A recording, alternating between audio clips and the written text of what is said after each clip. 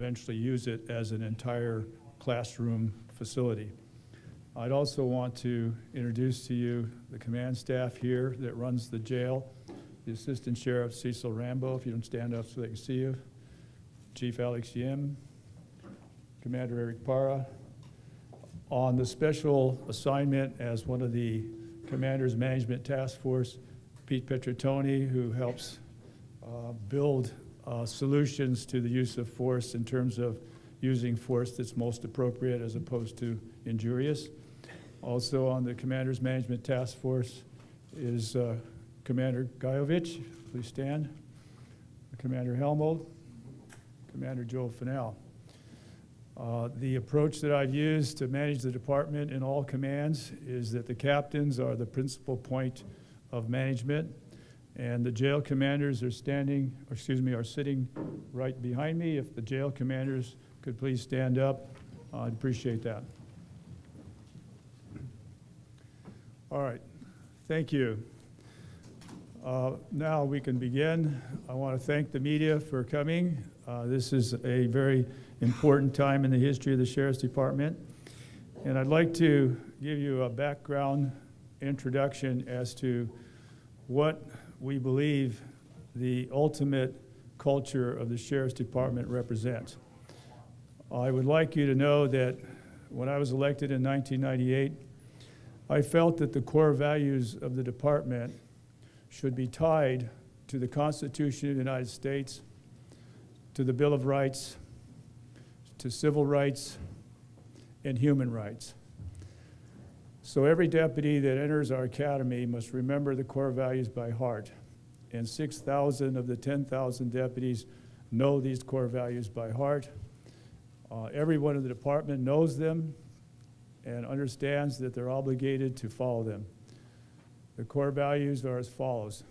As a leader in the Los Angeles County Sheriff's Department, I commit myself to only perform my duty with respect for the dignity of all people, the integrity to do what is right and fight what is wrong, the wisdom to apply common sense and fairness in all that I do, and the courage to stand against racism, sexism, anti-Semitism, homophobia, and bigotry in all its forms.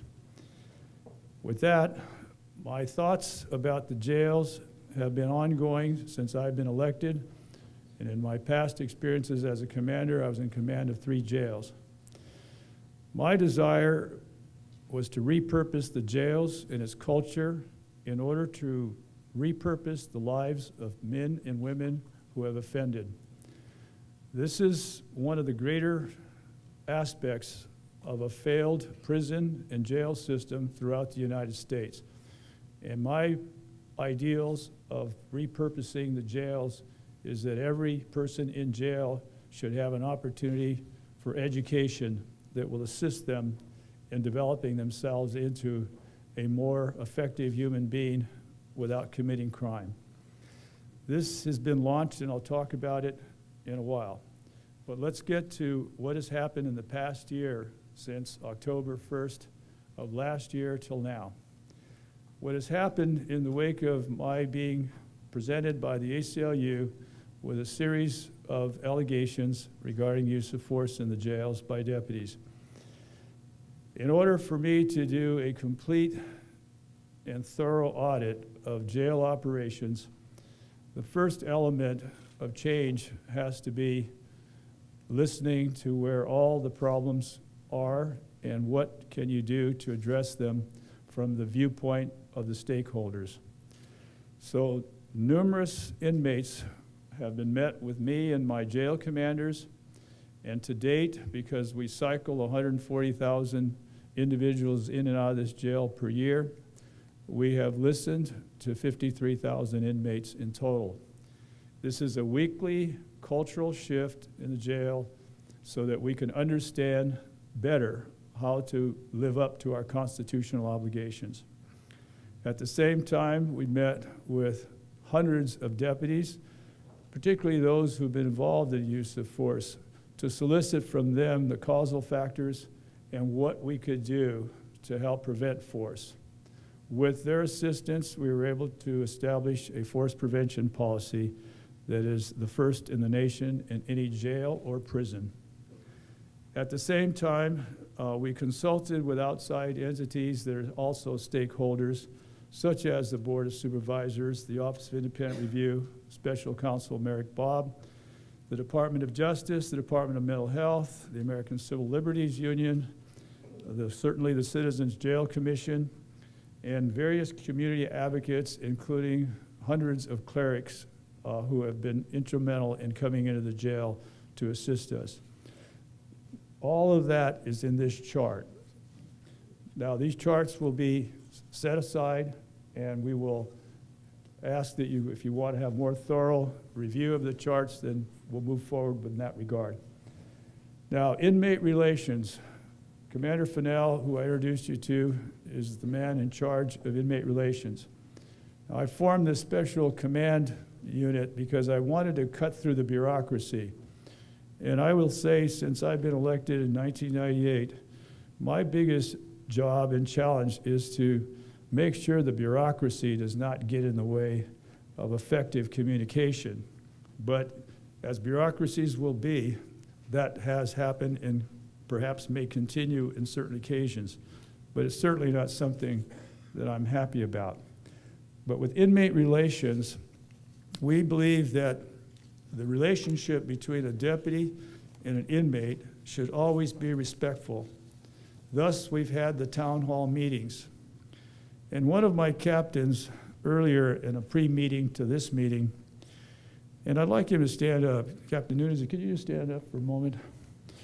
He said, it takes a village to raise a child, but it also takes a village to turn the life of an inmate around to be a crime-free life. Thank you very much. That is a very wise way of looking at what our repurposing is.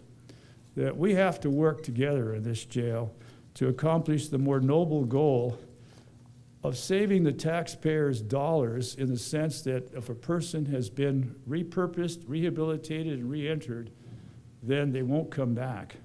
But that cannot be done if jails are always going to be punitive. There has to be a balancing point, and I've been a passionate advocate for that for years and years and years, but it takes time. So now we have 6,000 plus inmates in classrooms 5 days a week. This has reduced the anxieties between deputies and inmates, and it's deputies and professional teachers who are actually instructing the inmates, in addition to inmates who have now become part of a mentoring process for other inmates. And this allows us to capitalize on some of the talents of the inmates themselves. So in effect, what we've done is we've created a learning institution at the same time that we've reduced the force. Now, further, to advance ourselves, and we'll move off that chart to the next one, the three cornerstones of change involve policy, supervision, and training. And we definitely had to improve in those areas. So I mentioned the force prevention policy. But at the same time, when you are using force in the jails, the deputies needed to have a more appropriate way of using force that would not result in injury or pain. So we have thus gone through a complete conversion as to how we're going to use force in the jail when it's necessary. And at the same time, there's a list of things that the Jail Commission has provided us, as you know, last week, and I will mention that in conclusion of these remarks. But the key is that there's many ways to approach a problem, and we have looked at 16 different ways to improve our policy, and I'm just indicating to you what those ways are here. The supervision, there's another reality there that has to be improved upon, and we've looked at what kind of training we want to provide, and we want to stabilize that supervisorial element because it is critical to how we succeed. The third point is the training. There's a need for us to constantly re-examine what our training messages are. The objective here is simple, that humanity and violence are incongruent. It is not humane under any circumstance for any of us to think violence is ultimately going to solve anything. It doesn't. All it does is it establishes more concern and it causes harm on both sides, the deputies and the inmates. So the culture in the jail, through education and the environment of communication and policy and better supervision and ways of understanding what does it mean to be an inmate. And in my conversations with them, there is a challenge. There's depression, there's anxiety, there's stress. There are things that are fundamentally human to anyone if they were incarcerated. We want to better understand what we can do to take that pressure and apply it in a positive way. Thus, education-based incarceration, appropriate inmate to deputy communications, that we believe in the constitutionality of our jail operations, and that we think that procedural justice, whether it's in the community at large or here, that there's a right way to do things as opposed to a wrong way to do things. Now let's go to where this point in ideology that I've mentioned to you has taken us. What it's taken us from the beginning of October 1st to today is that the significant force, that is force that involves pain or injury, has dropped 53% in 1 year. It is an historic low. It is the lowest in the nation when it comes to any major jail. Now that doesn't mean we're through. That means that we're at a new threshold where we're able to say that the strategy of engaging dialogue with inmates, listening to their advice, listening to the deputy's advice, changing policies, enhancing supervision, better training, and having a sense of the village that was alluded to by the captain who's in charge of a major jail, that this is how you get a better response from the authority figures and a better response from those who are here awaiting trial and serving sentences. So this is really one of the major stories of this press conference. And I'm very, very grateful that the men and women of the Sheriff's Department, through the core values, through our leadership, have responded massively to bring about those results. Now, we do have plans for future success, and that is we want to increase our supervision in the jails. We want to have a stronger inspectional command ability, and we now have that. We want to restructure some of our command positions, and we certainly want to create a training bureau that has its command here in the jails, because the jail is a unique place, and you can't apply force here in the way that you would think you would anywhere in the system. It really is a unique place, and our theory is better to prevent it than to have to use it. So that takes additional training. We also want to increase our internal affairs investigators.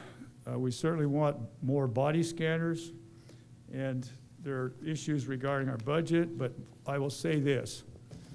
If I have to do all these modifications with the money that I have that's very, very at limit, I'm going to do it.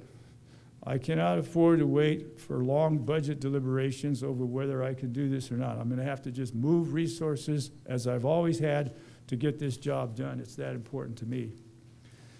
But let's get to the Jail Commission's report. I agree with every recommendation that the Jail Commission has provided, not only me, but the Board of Supervisors. And let me tell you why. This commission was formed as an idea between me and Supervisor Zev Yaroslavsky. And I appreciated that dialogue at that crucial time. I wanted this commission as much as the board did. I wanted it for the sake of clarity, that ideas to change the organization are not all going to come from within. That there are others that may know something more than I do, and I'm open to this. The point then is that when I read the recommendations, I couldn't have written them better myself. That's how impressed I was with the level of thoughtfulness that is in those recommendations. And I know that when they're fully implemented, we will be a stronger and safer jail. And let me say this to the inmates who are seated behind you.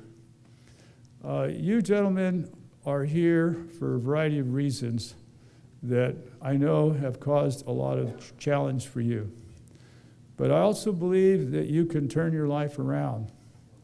And the men and women of the Los Angeles County Sheriff's Department want to help you do that. And we believe that as you're spending this time in some form of uncertainty, that you can have a chance to reignite your creativity, to regain some of the lost ground in relationships, and that you'll find yourself as a person who is able to transcend where you are and go back into the community and try your best to take care of your business in the right and appropriate way. This is not unusual for any of us in society. We all have to do the very thing that we're trying to help you do. So with that, we're joining with you. So in conclusion, let's talk about the final point of some of the restructuring. We had 2 divisional chiefs before all of the ACLU reports came forward. I consolidated to 1, and there was a very important reason for that, that the 2 had separate responsibilities. One was for the security, and the other one was for the inmate services. This caused a little difficulty in effectiveness. In fact, in certain cases, a lot of difficulty. By having it under Chief Yim, who fully believes in what I'm saying here along with all the jail commanders, I'm able now to have a more effective and direct line of control. Make no mistake about it, control is necessary. So this division, with Assistant Sheriff Rambo, who you've met, and the custody division chief having a lot of power, and the operations commanders helping, you have all of these jail commanders and inspectional commanders overlooking things so that we're not falling through the cracks with information, good, bad, or ugly. Now, let's get to the end here. This is the organizational chart. Now, there is some questions I'm sure somebody wants to ask about the undersheriff. Well, let me tell you this. The undersheriff position is kind of a misunderstood position in certain respects. When I hired in here, Sheriff Pitches had undersheriff who wasn't even sworn. This was a man who never wore a badge and never carried a gun, but he was the assistant to the sheriff. And he did all of the administrative things that the sheriff needed done to make sure that we weren't a black hole of paperwork. And let me say this about my time on duty. I work 70 hours a week.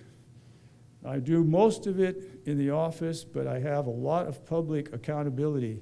And I believe the public is the first source of my accountability, but so is the board, so is all the commissioners, the Office of Independent Review, Merrick Bob.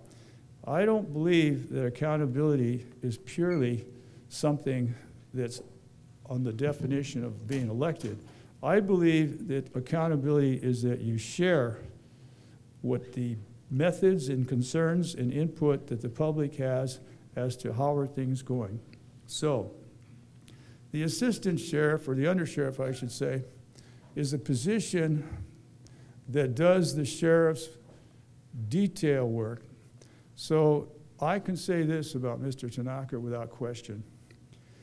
As a CPA, when my budget was overrun in the early 2000s and $25 million to the red, I removed the budget director at that time and put Mr. Tanaka in there because he's a CPA and he knows money. And I said, I don't want this to ever happen again. It's not only embarrassing, but it's really inappropriate for the sake of the taxpayers. But we're going to pay it back to the county. So the following year, we saved $25 million through scratching and putting things together and doing things to save that 25, to give it back to the county. And therefore, we squared away that debt. Now, when it comes to Mr. Tanaka's involvement with the current budget, we went from a $1,400 million budget to a $2.6 billion budget in the ensuing years. I cannot afford to misspend the taxpayers' dollars. So what I've decided, for the sake of clearing up some of the allegations a little, we're going to investigate them, but I want him to continue to manage the department's budget. The undersheriff has never been in control of operating units. The direct reports to me are the assistant sheriffs and the division chiefs. And I meet with the division chiefs every week, along with the assistant sheriff and the undersheriff. This has been a practice that I've done and my predecessors has done. We talk to each other.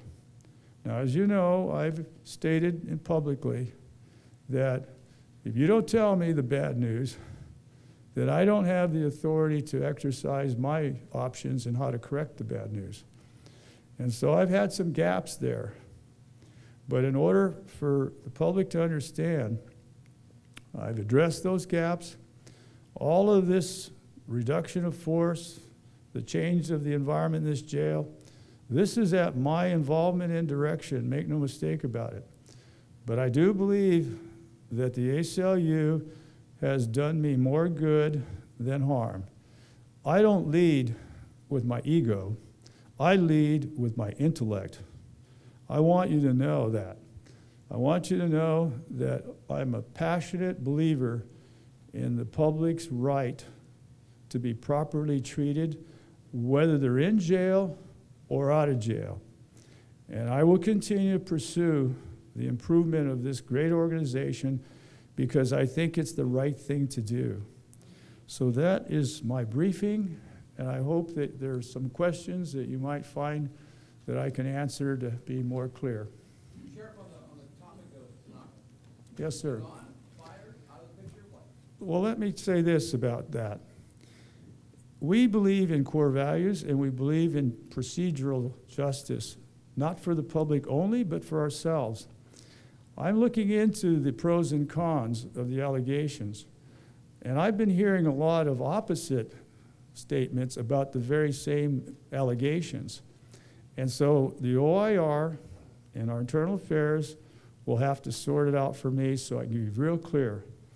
But I am not a person that acts impulsively or in my own self-interest when it comes to someone else's career. We'll either have the facts or we won't have the facts. But that's what I have to do because it is not fair, and we do believe that evidence and facts drives disciplinary decisions, not allegations. So where's he now? Well, I just explained it. He is my assistant over the administrative and budgetary matters. As you can see, every other assistant sheriff is coordinating and directly reporting to me the operations. That is the recommendation of the commission, and I followed it. Senator, is that a change then for the undersheriff position? Not really, because I said earlier, I am the sheriff. There is no undersheriff running the organization. I am.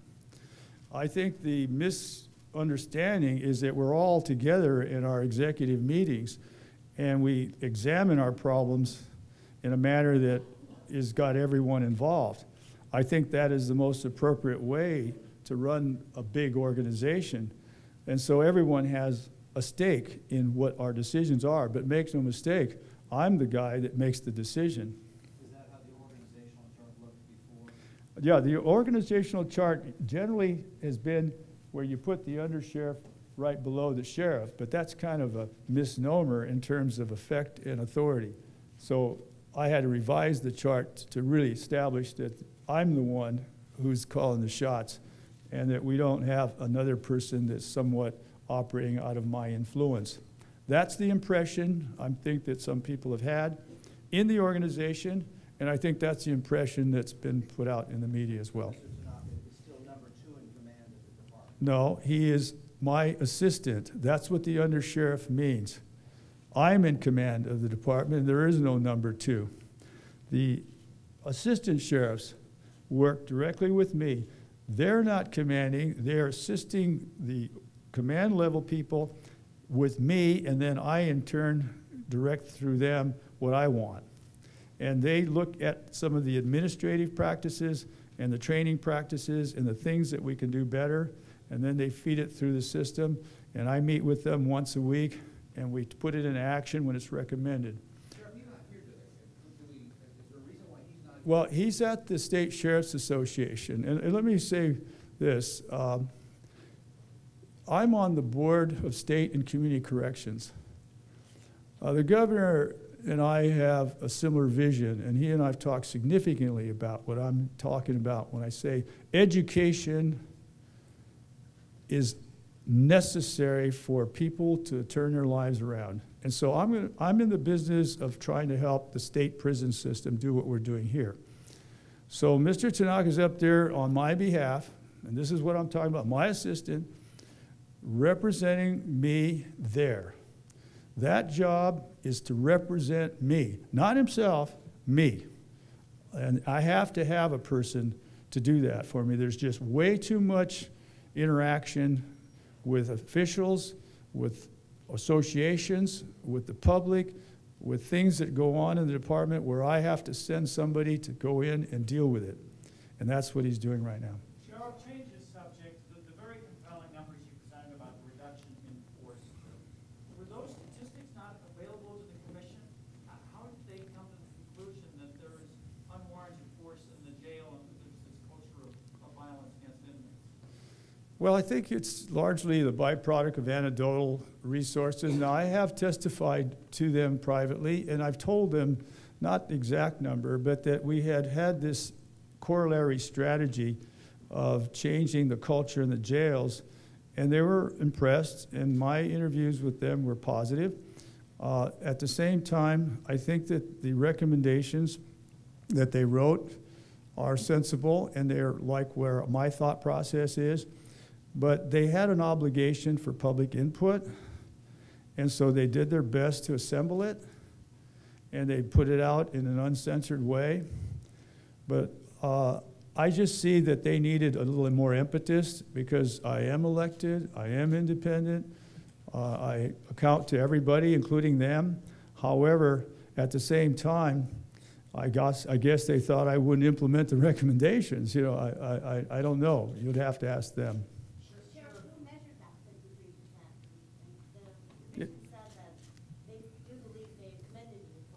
Mm-hmm.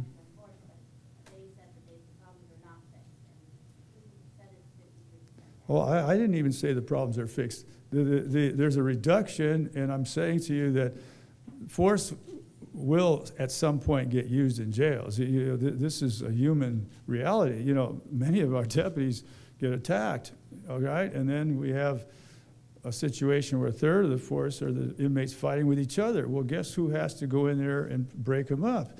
Deputies have to do that. So the numbers are all tracked through our reporting mechanism, and we have very stringent rules on that. And as you know, we've been putting cameras all over the place so that if someone disbelieves the deputy and what he did, we have the camera to back up or allay whatever that suspicion is. Well, the commission also talked about your not so wonderful record keeping, especially when it came to use of force. Why should the public believe you when you say you documented 53%? By coming in and examining the system themselves. You know, here's an interesting point. Since I've been your sheriff, I've opened up this jail many, many times for you. I've said, come on in. I say it to the public, my greatest critic. Come on in here and look for yourself. Because you see, words can be very explanatory and be totally false. It takes vision, it takes involvement, and it takes a little more examination. You see, back again to the criticism, I believe as an elected official, you're here to be criticized.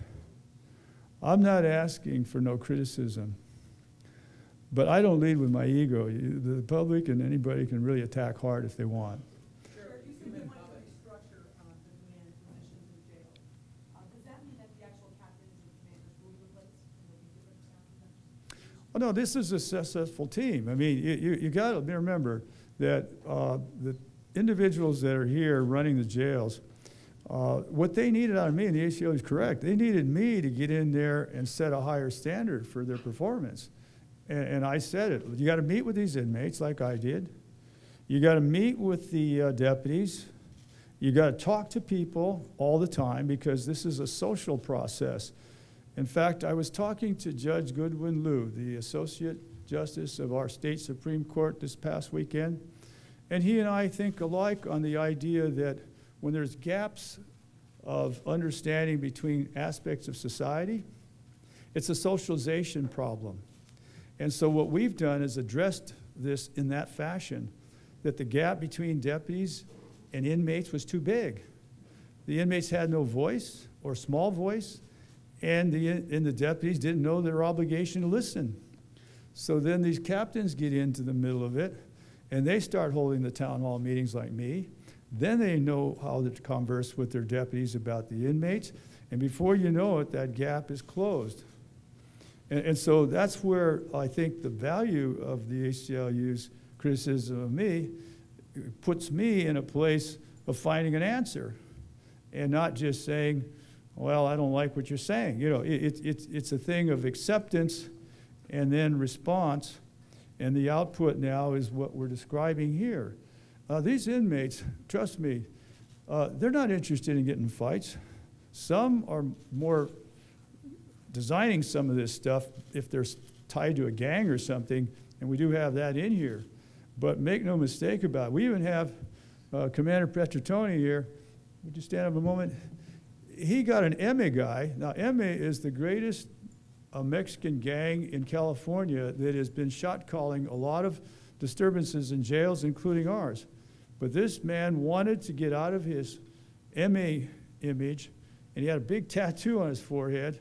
And with our tattoo removing machine, he had the tattoo removed. Now that means great risk to him from the gang. But that's the influence that this education-based incarceration has had on turning this one MA member life away from the MA lifestyle. You see, and that's where the success has to be defined. One inmate at a time, one deputy at a time, and many changes from the commission, many changes from within, and we're not going to give up on how we're going to find an answer for everybody. Yes, sir. Mm-hmm. Mm-hmm. Mm-hmm. Mm-hmm. Mm-hmm.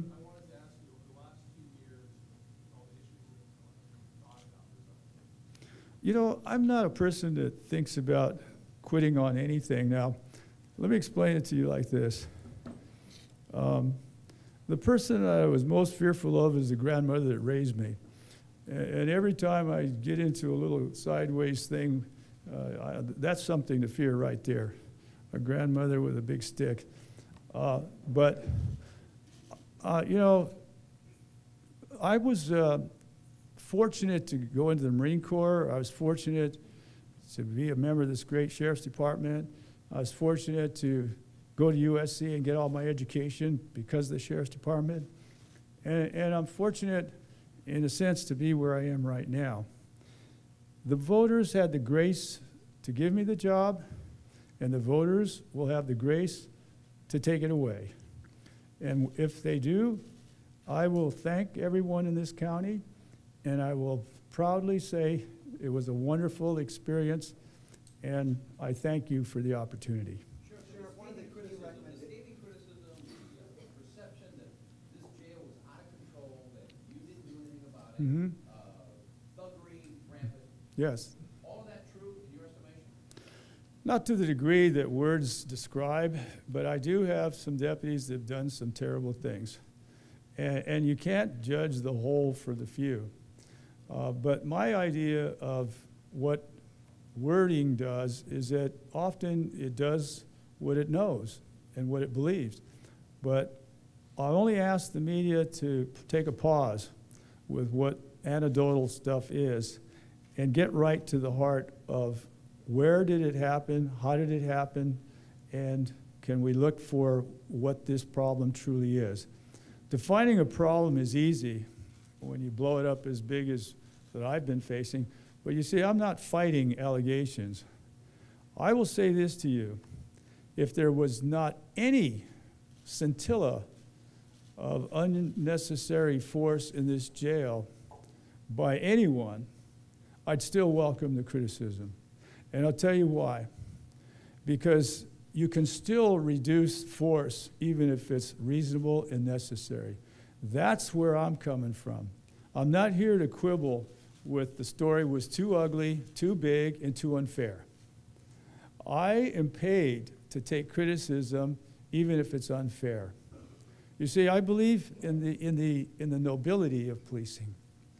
And the police nobility, in my point of view, is you don't fight with your community, even if your community fights with you. I'm not one to not serve. I'm not here for me. I'm here for the public. I'm here for you. I'm here for the media. I'm here for the ACLU. As a matter of fact, my record is clear. I brought forth the dilemma of the homeless crisis to a higher level when I first was elected. Now, a lot of things have been done, but we haven't fixed that. I brought forth the mentally ill issues because I was raised with a mentally ill uncle. I know the suffering of people. People will never be in a place where my heart is somewhere else except with their dilemmas and their challenges. That's who I am. So therefore, if I'm removed from office by the voters, which is their responsibility, then I'm still going to say thank you for the great opportunity that I've had. But the bottom line is I lead with my intellect, not my ego or my emotions. Sheriff, one of the key recommendations of the report was to bring in an outside corrections expert. Yes. Who has run lockups Yes. somewhere else, experienced to run your jails. Yes. Will you do that? Yes.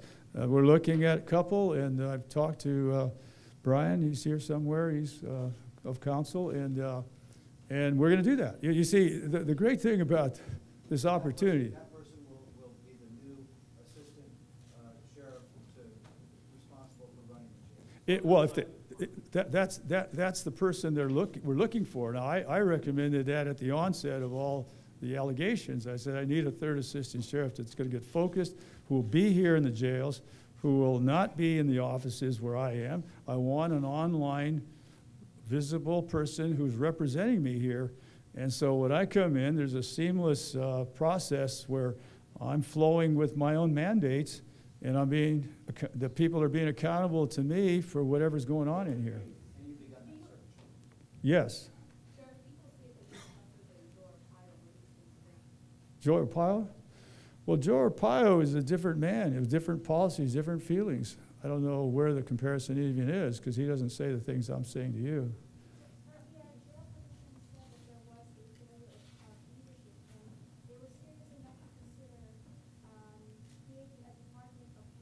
Mm-hmm. Mm-hmm.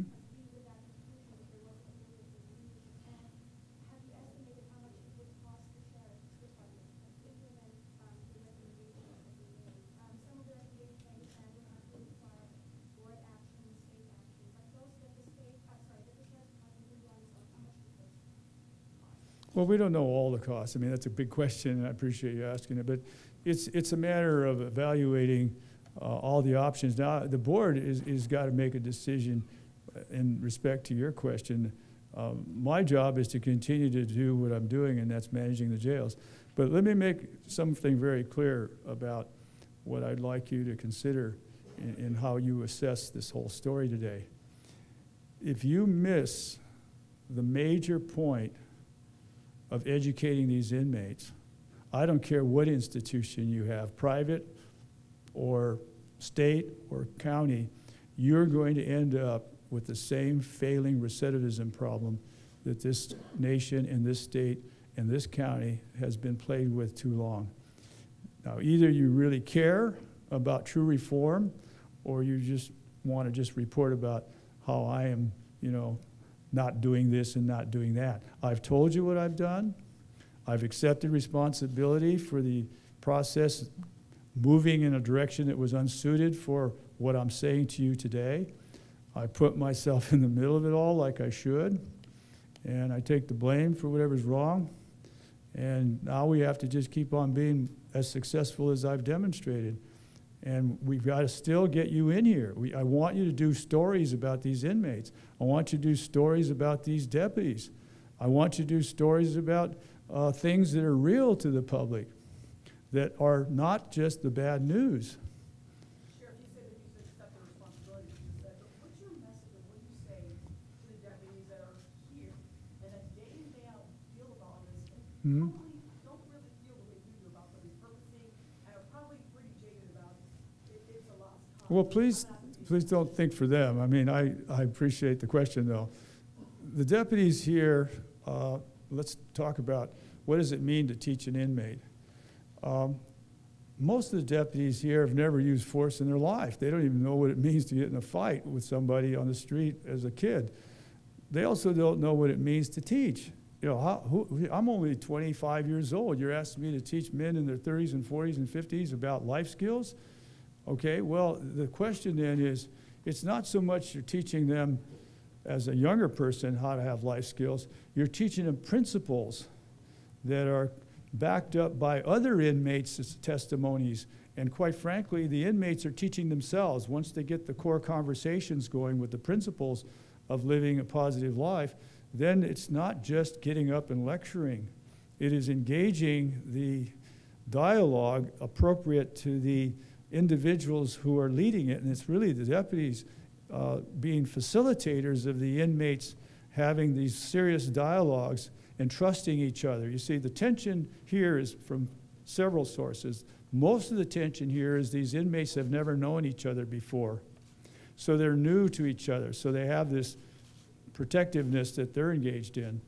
Then we're throwing the education process into this, where they then start to reveal needs that they have, and they start talking a dialogue that is very sensible, not just for them, but for us.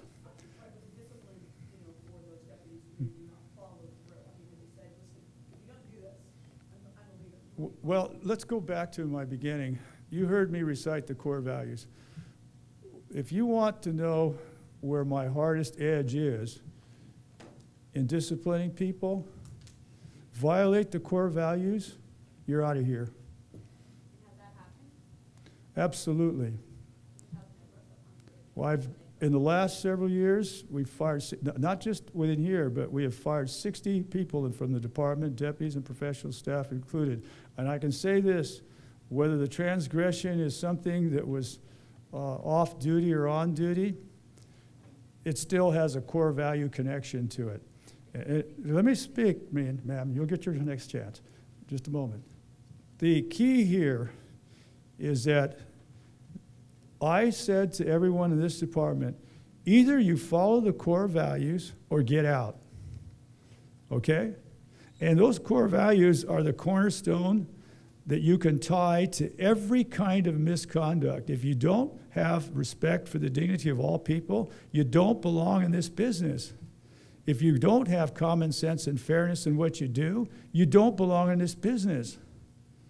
If you can't do what is right and fight what is wrong. I'm talking about fighting what is wrong. I'm not saying just watch what is wrong and you didn't do anything wrong, but you got to fight what is wrong to be a deputy sheriff. You cannot tolerate another deputy's bad behavior. And that has happened here. All right? And then this whole thing about societal harmony, you know, the courage. Do you think we're talking about courage from our point of view? Yeah, it takes courage to go out and deal with inmates. It takes courage to protect the community when someone's robbing a bank and shooting at you. It takes courage. But let me tell you what takes more courage.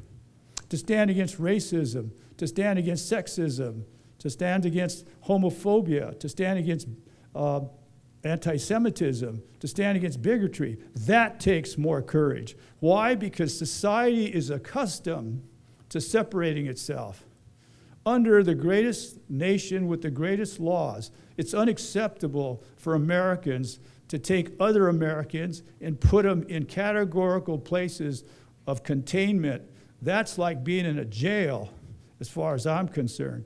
Jails are here. Jails are not in the community, but bigots create jails. And I'm one who's going to stand up for the American legal system no matter what.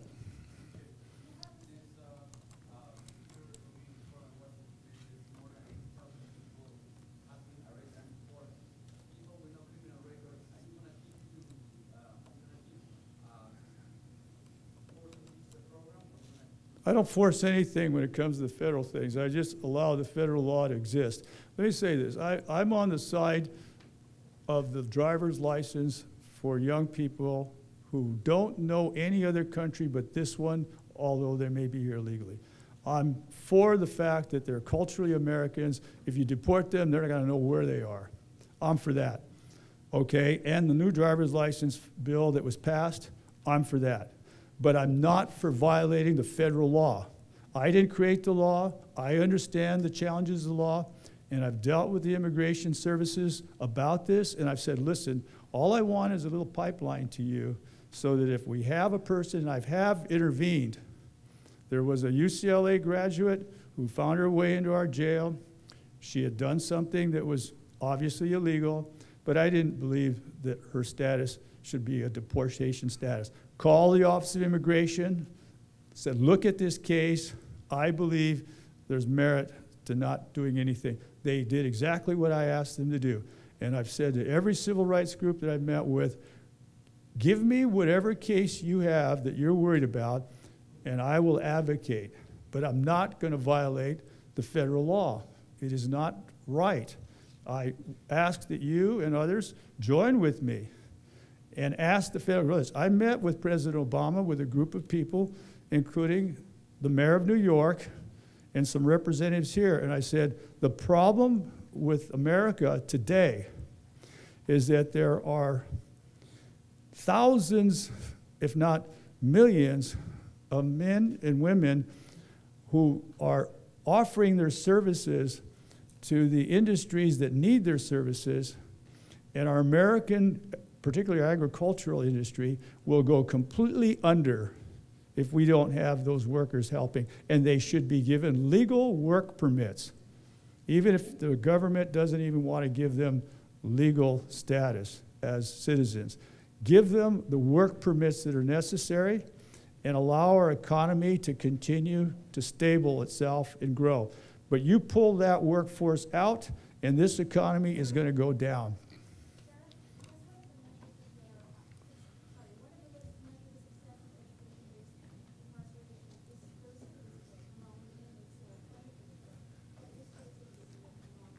Okay, good question. The recidivism rate, we're tracking all the inmates that have gone through the program, and the recidivism rate will be known as we check back year to year to year.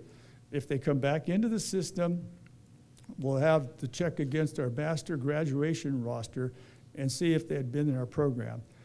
I expect that there will be some recidivism, make no mistake. But you'll decide from that group whether that recidivism rate is 30% versus 70%. And if there's a downtrending of recidivism, I'll say this, especially with the ones involved with drugs. America's biggest problem from a social and health point of view, in addition to heart attacks and diabetes and other things, is drugs. All right? And so it's not easy to crack a habit, break a habit. We have a drug recovery program in here, but the point is that I've seen this over and over and over again. Senator John Burton and I have collaborated on this. He's now the chair of the Democratic Party. He and I have talked about this endlessly, and he visited our recovery center. And you know what he said? Because he had an addiction at one time. He said, it's easy to not use drugs the first day. It's that second day that's tough. And so I empathize with addicted society. I empathize with them.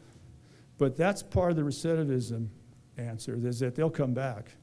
Sheriff, how do you kept your top managers accountable for continuing with our conduct not going to have concretely, what have you done to discipline them, if anything?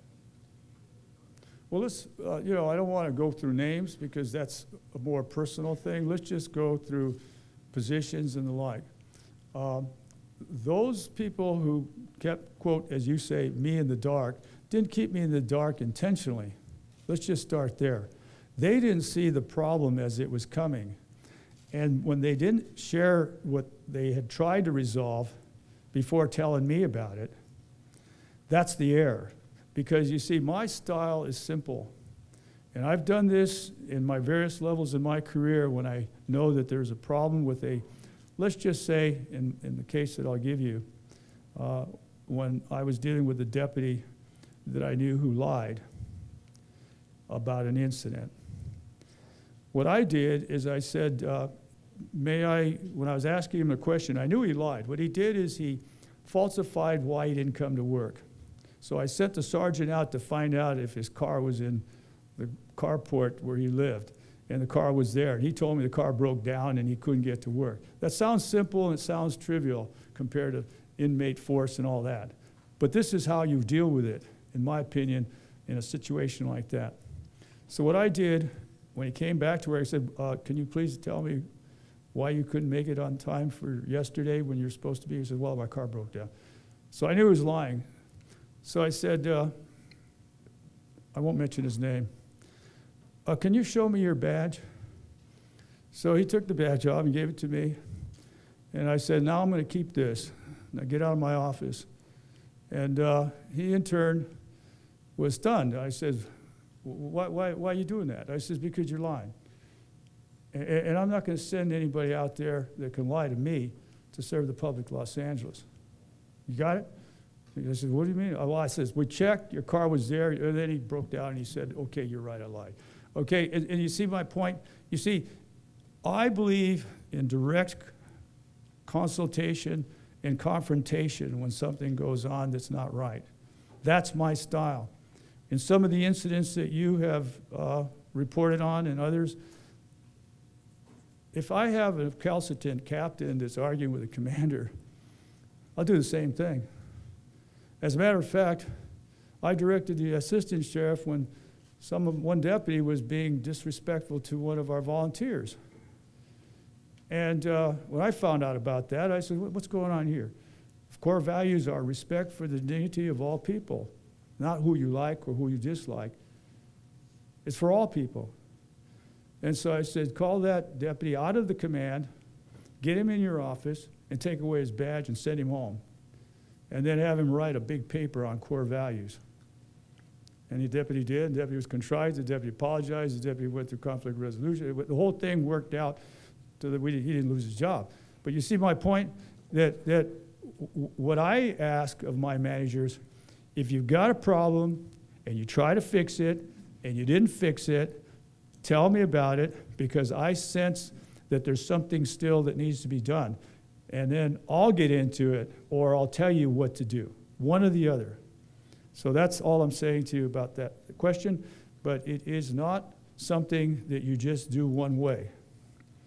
Okay, you cannot just do it one way. I know the media would love to say, all right, well, who did you fire? Whose career did you toss out the door? I don't lead with my ego, and I don't lead with fear. I will stand by my decisions because I'm thinking of what the public truly would like done, not some ceremonial thing that makes me look like I'm big, tough commander and big, tough sheriff. What I want is justice. I want the person to learn never again be rude to a citizen, never again lie to your commander, never again think that because you've solved a problem or you can't solve a problem that you shouldn't tell me. But it doesn't require firing somebody. I can assure you that is not fair. It doesn't follow the core values, and everybody is human. And I'm trying to infuse this reality, because the minute an organization doesn't care about all sides of an issue and just takes one point on an issue, you don't have justice. You don't have justice in the court. You don't have justice in an organization. And I don't believe in perpetuating what people do that is not thoughtful. As I told you before, and I'm going to say it again, I don't lead with my ego. I lead with my intellect. This is what's lacking in leadership throughout the whole spectrum of who's leaders, whether it's a private sector or public sector, it matters not. Either you think thoroughly about what you do, or you bounce from one pressure point to the other, and I'm not bouncing.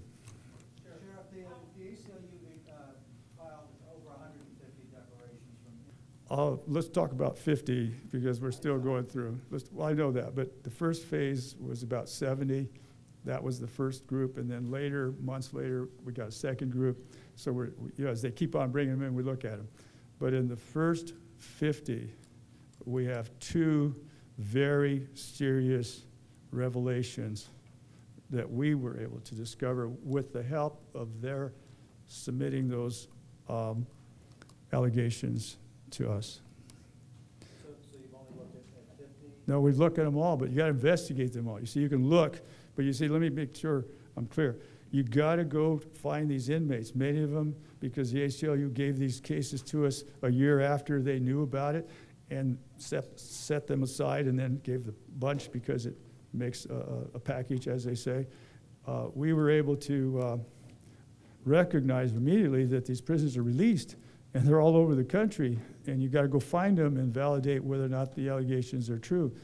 We have found also that there are a certain number that the allegations were functionally not accurate because the inmate said, that's not what I said.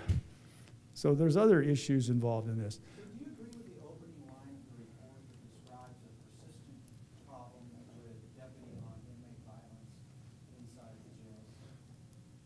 Yeah, I do, in a sense that even if it's one doing it, it's persistent. You see, and what we really are talking about when I take the commission's view, which I will at this point, that zero tolerance is what we're talking about. We cannot have one deputy going overboard with force, not one.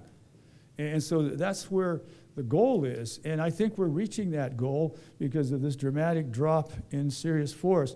Now, the non-serious, when I say serious, I mean significant. The non-significant, there is no pain, there is no injury. It's merely guiding someone by the arm down the hallway. That's not injurious.